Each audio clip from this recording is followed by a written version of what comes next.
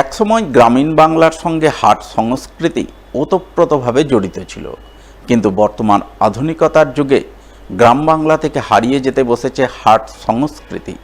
অস্তিত্ব সংকটে ধুঁকছে জেলার বিভিন্ন হাট। এমনই এক হাটের অতীত এবং বর্তমান কাহিনী তুলে ধরা হলো আজকের এই বিশেষ প্রতিবেদনে।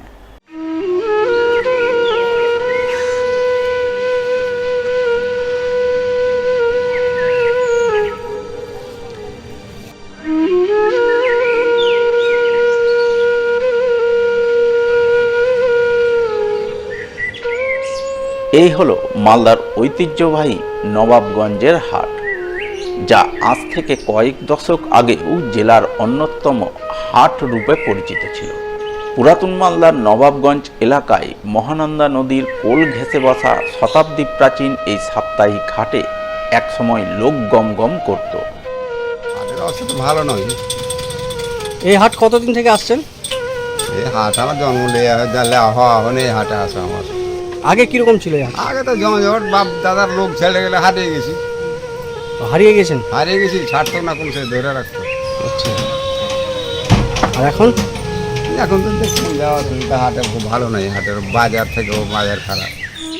দূর দূরান্ত থেকে হাটুরিয়ারা মালপত্র এনে নবাবগঞ্জ হাটে বিক্রি করতেন, আর সেই সমস্ত জিনিসপত্র কিনতে দূর দূরান্ত থেকে ক্রেতারা আসতেন। হাটের দিন রবিবার ও বুধবার নবাবগঞ্জে পা ফেলার জায়গা থাকতো না। সারাক্ষণ লোকজনের আনাগোনা, হই হট্টগোল লেগেই থাকতো। 50 বছর থেকে আপনি আজকে এসছেন? হ্যাঁ, আজকে আগেকার হাটের অনেক দূর দূর থেকে লোক আসতো। এখন অন্য অন্য জায়গাতে বাজার হয়ে গেছে, হাট হয়ে গেছে, পরে আর এক গাছ অনেক ভিড় হতো, গনগন গনগন করতো মানুষ, অনেক ভিড়। তাহলে এখন হাটের অবস্থা শোচনীয় নাকি? হ্যাঁ, হাটে ওরকম লোক খুব নাই, কেনা বেচা হয় না। তাহলে কেনা বেচা হচ্ছে, কিন্তু লোকজন কম। বর্তমানে নবাবগঞ্জ হাটের সেই নবাবিয়ানা নেই। হাটের ভরা যৌবন উধাও, বার্ধক্যের ভারে ধুঁকছে হাট। প্রতি সপ্তাহে নিয়ম করে দুদিন নবাবগঞ্জের হাট বসলেও সেভাবে আর বিক্রি কিনি হয় না। কোনো রকমে হাট চলছে খুঁড়িয়ে খুঁড়িয়ে। এই হাটে আপনি কতদিন থেকে দোকান করছেন? 71 সাল থেকে। 71 সাল থেকে। কি দোকান করতেন আগে? মুদিখানা। মুদিখানা। এখন কি দোকান করছেন? এখন এই যে ঝালু আনাছি, নো রিটায়ারমেন্ট। তো আগেকার হাট আর এখনকার হাটের মধ্যে কি পার্থক্য দেখছেন? তখন হাট ভালো ছিল, অনেক জায়গার লোক আসতো, বাইরের লোক আসতো, নৌকা দিয়ে লোক আসতো। এখন ওসব কিছু নেই, এখন সুন্দর। তো হাটের এই অবস্থা কেন হলো? এখন কেমন করে যে হয়ে গেল, কী জন্য কী পরিবর্তন হয়ে গেল, এটা বলা তো মুশকিল। না, হঠাৎ করে এত নাম করে হাট বসে গেল। হ্যাঁ, কেন যে হয়ে গেল এটাও বলতে পারছি না। হ্যাঁ, এখন সম্পূর্ণ বুঝলেন না, বসে আছে সবাই, বাজার বাইরে থেকে মাল নিয়ে এসে বসে আছে, আসছে ঝুলুম ঝুলুম গুজরি বাজার মতো। গুজরি বাজারেই ধরা হয়। এখন আর হাট নেই? না, হাট নেই। হাট বলতে কিছু নাই, বাজার। মানে শুধু নামে থেকে গেছে নাকি? নবগঞ্জ হাট, নামটাই আছে নবগঞ্জ হাট, কিন্তু বাজার। এক সময় মালদার নবাবগঞ্জের হাটের নাম লোকের মুখে মুখে ফিরত। টাটকা শাকসবজি, ফলমূল, আনাজপাতির ছড়াছড়ি থাকত। ঘর গৃহস্থালির নিত্য প্রয়োজনীয় জিনিসপত্র থেকে শুরু করে পোশাক আশাক, মুখরোচক খাদ্য খাবার, মিষ্টান্ন দ্রব্যের দোকানপাটে ভরে থাকত হাট। কিন্তু বর্তমানে নবাবগঞ্জে অনেক স্থায়ী দোকান হয়ে যাওয়ায় এবং আশপাশের এলাকায় স্থায়ী বাজার বসার কারণে অস্তিত্ব সংকটে ধুঁকছে নবাবগঞ্জের ঐতিহ্যবাহী হাট।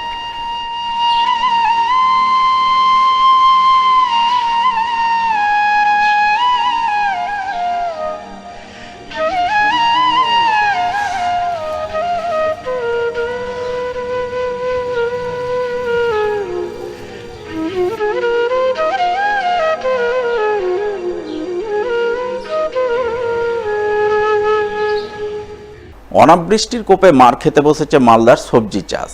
বৃষ্টি না থাকায় সবজির কম উৎপাদনে আর্থিক লোকসানের আশঙ্কা করছেন সবজি চাষিরা। মালদা জেলার বিভিন্ন প্রান্তে গ্রীষ্মকালে বিভিন্ন ধরনের শাকসবজির চাষ হয় প্রতি বছর, যেমনটা হয়েছে এবারও। কালিয়াচক ২ নম্বর ব্লকের পঞ্চানন্দপুর ২ নম্বর অঞ্চলের বিস্তীর্ণ এলাকার চাষের জমিতে এবছর বিভিন্ন ধরনের সবজি চাষ করেছেন এলাকার প্রান্তিক চাষিরা। তারা ধার দেনা ও লোন মহাজন করে জমিতে পটল, ঝিঙা, লাফা, ডাঁটা সহ বিভিন্ন ধরনের শাকসবজির বীজ রোপণ করেছেন। সেই বীজ থেকে চারা গাছ হয়েছে। কিছু কিছু জমিতে গাছ বড় হয়ে ফলনও ধরতে শুরু করেছে। আমরা এখানে সবজি চাষ করছি, পটল, ঝিঙ্গা, লাফা এগুলো চাষ করছি। এগুলোতে তো প্রচুর লস, এবার বৃষ্টি নাই, প্রচুর লস, ফলন নাই। তবে জমিতে ফলন ধরতে শুরু করলেও আশানুরূপ ফলন না হওয়ায় মন খারাপ চাষি ভাইদের। তাদের বক্তব্য, এবছর বাজারে সবজির দাম মোটামুটি ভালোই আছে। পটল 25 থেকে 30 টাকা, ঝিঙা 20 থেকে 25 টাকা কেজি দরে পাইকাররা কিনে নিয়ে যাচ্ছেন। কিন্তু অনাবৃষ্টির কারণে সবজি উৎপাদন মার খাওয়ায় তারা ক্ষতির মুখে পড়েছেন। বাজারে সবজির দাম থাকলেও সবজির যোগান দিতে পারছেন না। ফলে এবছর সবজি চাষ করে লাভের পরিবর্তে ক্ষতির মুখে পড়েছেন তারা। বাজারে মার্কেটে দাম 25 টাকা 30 টাকা বিক্রি হচ্ছে, ঠিক আছে, ফলন না তো কী করে হবে? আমরা সরকার থেকে কোনো কিছু পাই না। আমরা চাইছি যে সরকার থেকে অনুদান করুন। এই যে পিছনগুলা দিচ্ছে সরকার, কিন্তু টাইমে দিচ্ছে না, টাইম ওভার করে দিচ্ছে। টাইমে দেয়, তার জন্য একটা ব্যবস্থা করা দরকার।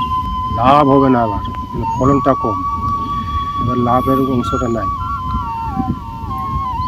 কিছু পুঁজিটা উঠে আসবে।